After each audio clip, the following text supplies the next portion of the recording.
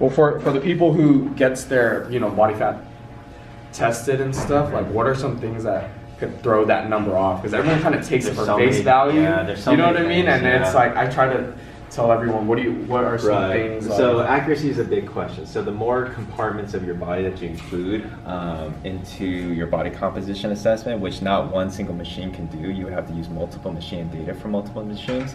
That's probably the most accurate way, just because you're factoring in all the different things within your body that could influence your body composition, right?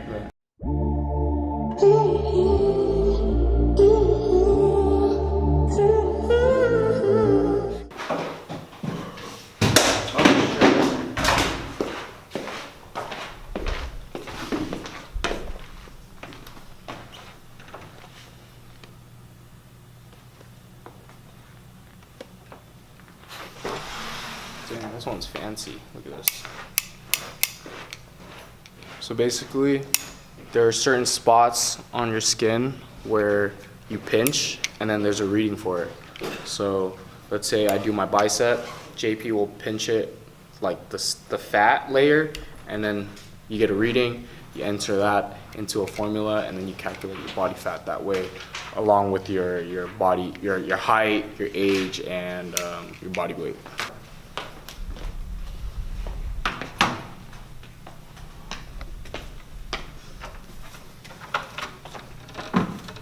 All right, I'm gonna get my morning weigh-in for today. I kind of ate already, so it might not be as accurate, but we'll still get it anyways.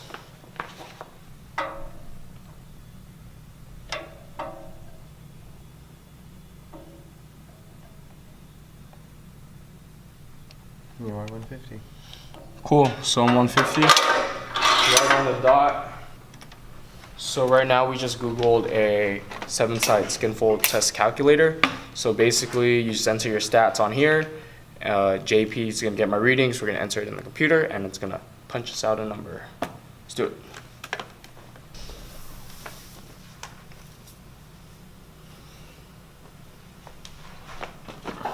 Current physique update right now.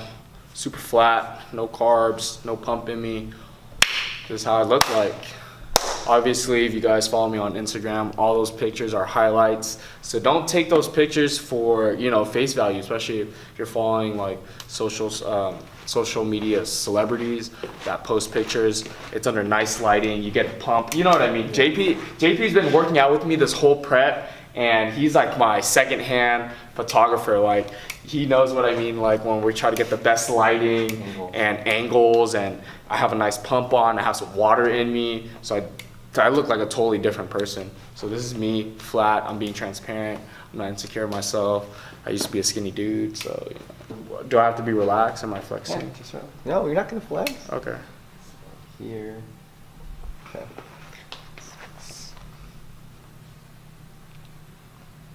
Dang, there's like no fat. Sorry. Ready?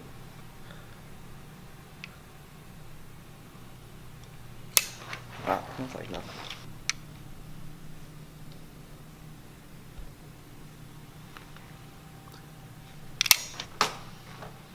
That's crazy. Super. He thinks I'm lean.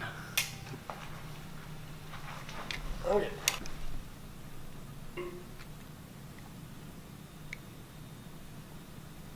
We're gonna go around all the sites, so it's 7 sites. So we're gonna go get the reading for each, go back and do it again 2 more times, so that we can get an average of each. Because let's say we do my bicep and JP gets 6.5, and then he gets 6.3, and then he gets 6.4. We're gonna get the average of that.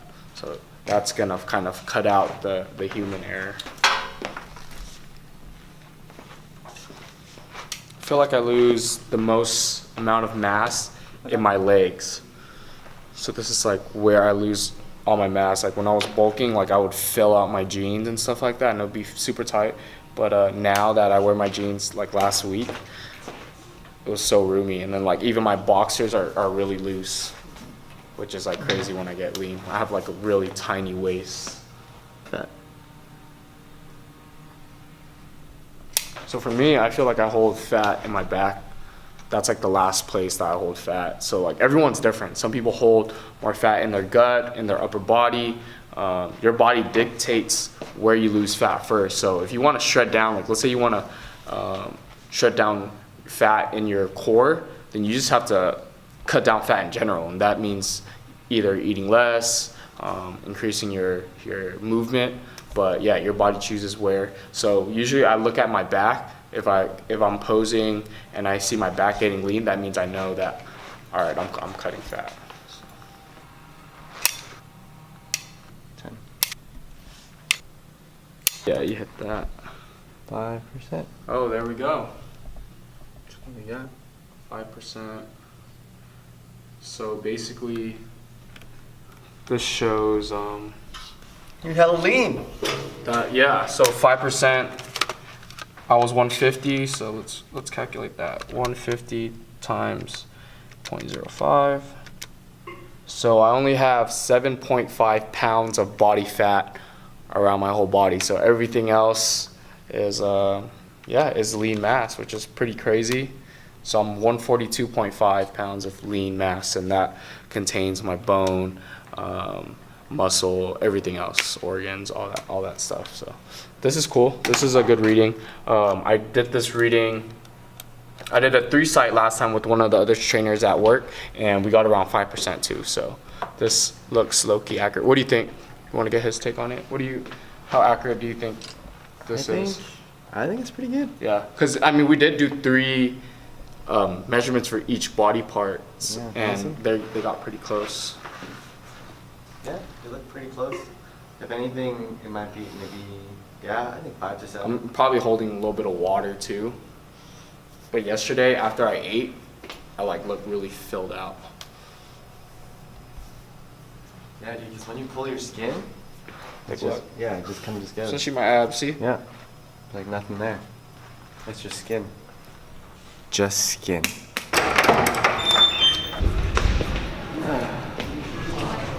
gonna do some more. Promise I'll stay quiet. What was your name, Bob? Jenny. Dustin. Dustin, Nice to meet you. You're the other grad student, right? I'm not a grad student. Oh. Yeah. I'm still undergrad, unfortunately. Let's get some B-roll shot.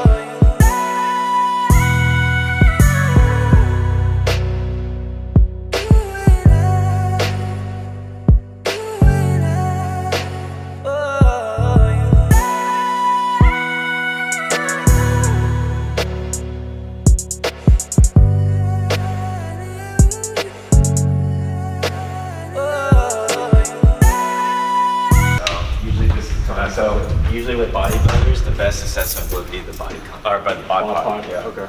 And then What's up? You have to be certified to run this Dexa, right? I have like a limited radiation certification. Okay. So just gonna do a little bit of a calibration real quick on my body. So Dang, what are do you these see? like a vibrator? Yeah. Is this gonna melt fat off? Or, I have 2.5 weeks left. I need to drop a Hey, that's percent. why you do everything you can, man. You just starve yourself and run a marathon. I've seen guys who like try to take just a couple more pounds off, so they just did not eat for one day and went on this long ass bike ride. Like they went from like Fullerton all the way to like Huntington Beach, and then went back, right? Full on bike ride, and sure enough, man, they lost like 2 pounds just from that. Oh man. But he was dying, obviously.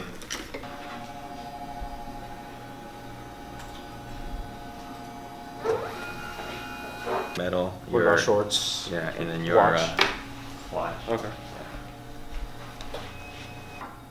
7.3? No, 2? Okay, step up. 5, 6.5. The way it's gonna work is about 6 minutes. It's just gonna go back and forth. The best thing for you to do is to not move. Okay, so no talking, no moving. You can obviously breathe, but don't like change your hand positions or Okay. anything like that. Don't twitch, because what it does is scan your body in sections. So if you like move your hand here I to see. here, it can actually duplicate your hand. Okay. Right? All right, so go and lay down. You're back with your head up here.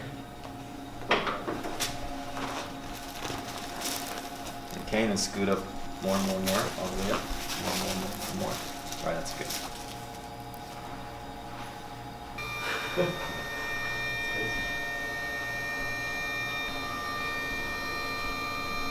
And throw this data at them. Say, look, I'm symmetrical. bring a printout. Yeah. So what do you, so by symmetrical you mean like right. my left, right arm is like the same size as my left one? You Okay. can see all that stuff here. Okay. So that's one of the benefits of Dexa. At least you can break it up. Dang, my legs don't look that bad. I was gonna say that's like your It looks pretty proportionate. proportionate.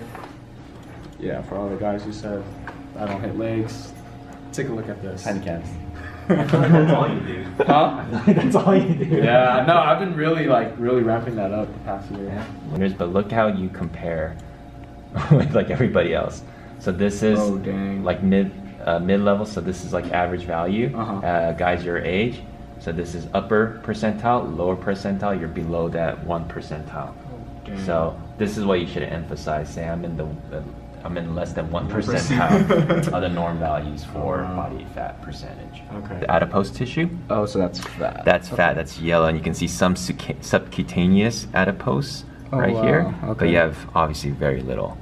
You compare it to someone with obesity, it's clear. So what about water weight? Does that kind of... This doesn't account for that. So this would estimate water. So obviously, you know, if you're hyperhydrate or hypohydrate, could kind of throw off these measures. Okay. But that's why we use different compartment model testing for body composition. So we have, you know, data from different types of assessment, put it into a formula, and we can get body fat percentage for you. But this is, you know, if you're looking at like changes over time, you definitely want to use the same machine, right? The same conditions, same machine, so they can track it over time. Yeah. But you can definitely see that you're very, very lean. What's really cool about this is that you can track your muscle mass, your lean mass here. So here we have 7.5 kilograms of fat, which is very low, right? Yeah. And bone, in addition to non-bone lean mass, like mainly made up of muscle, 58.8 kilograms. Oh, wow. Giving you about 66.3 kilograms, which is pretty close to the scale weight, right? So this weight, this is mass determined by your scan. So it's very close to your scale weight. Okay. And this comes out to about 11.3. Again, 11.3, if you just look at any kind of norm values, you know, obviously it's still lean, but you know, people who say, oh, physique, you need to be 5%, 3%. Right. From Dexa standpoint, it's really difficult to achieve that low. So 11.3 here might mean a 3% on like the Bod Pod or skin fold or something like that. And someone else that has 11% body fat might look totally different. Yeah, exactly. And so you got to look at your norm values here. Okay. So obviously you're in the less than 1 percentile range, so you're below the norms. Rare breed. Yeah, you're a rare breed. But then after your competition, you'll be boom. Yeah, I'll be right back here, right back with everyone else. Yeah. So yeah, pretty good ender. And then if you look on the next page here, you can see some symmetry values here, some symmetry data. Left arm, right arm. You're pretty symmetrical in terms of lean mass. Look at that. Dang, this one has more fat? Yeah, but dude, you're talking about grams here. This is very insignificant. The total mass is pretty much the same. Oh, dang. Look at that. I'm even. Left and right leg. Damn, I'm not even. You got. It's my left again. leg? It's just we're talking about grams here, grams, so it's pretty symmetrical here. Okay. And then you got your head and all that, but you're pretty symmetrical. Is your head symmetrical?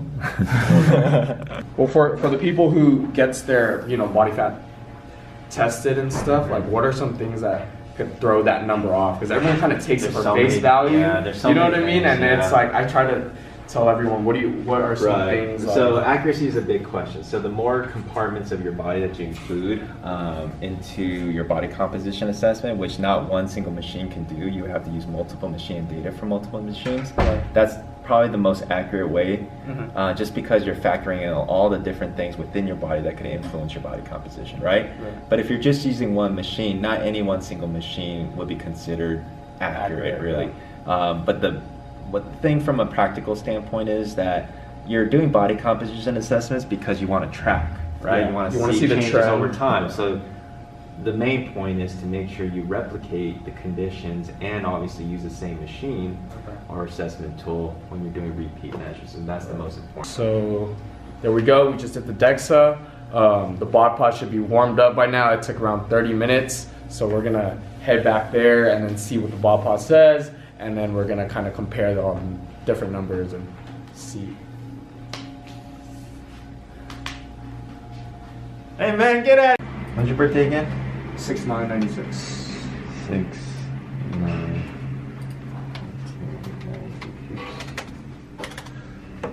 Well, if you use predictive volume, you don't need to use it. This is to get thoracic volume. I didn't do that. Yeah, you Yeah, I could, used but- that one last time. Yeah, that's when you don't use the predictive value, but we use predictive. And it says you're fat. Should go on the diet. Let's do this.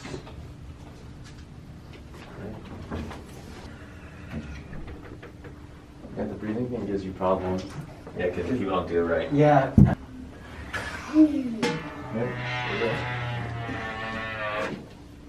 All right, do it again. Close it up. 5. What? Wow. 2.5% from 11 to 2. Yeah, see? You can Just see. from walking from that other room. Yeah. Use the same device. Very nice. Yeah, see, so we did 3 testings. We did Skinfold, we did Dexa, Bod Pod. All of them are different. So that just shows that, you know, don't take the number for face value. Stick to one machine and then just use that to tell the trend whether you're going up or down. So February I was 170. 170, 8% body fat. Yeah. How much? Okay, so I was 156. Now I'm 140 something.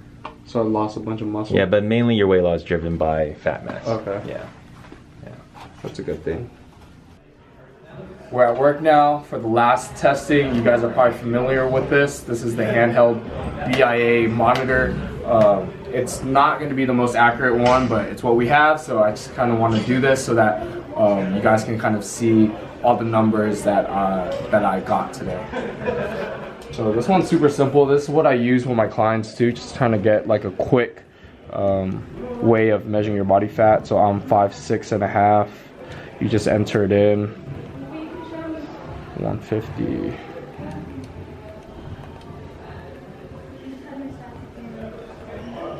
Yeah, and this is really simple to use because you don't have to take off your clothes. You don't have to hop on this bed and it scans you. You just enter your stats, hold it, and then it gives you your reading. Oh, actually I messed up because I usually put athlete. So there's normal and there's athlete. I put athlete just because I'm dieting down, so this is gonna give it a better reading. 150. So all I have to do is hold it out.